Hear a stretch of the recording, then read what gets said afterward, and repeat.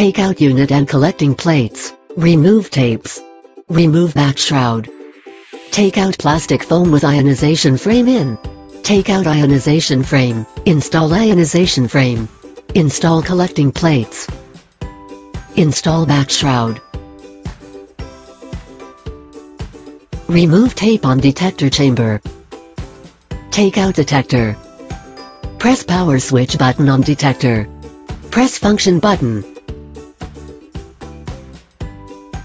Switch data. Put detector into detector chamber. Remove protective cover on plug. Plug in.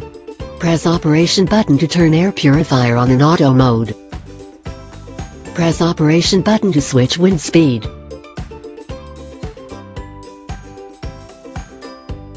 Press operation button to switch to sleep mode. Press operation button to start from auto mode again. Press screen indicator control button on the left. Turn off air quality indicator light. Turn down display brightness. Long press operation button to turn air purifier off.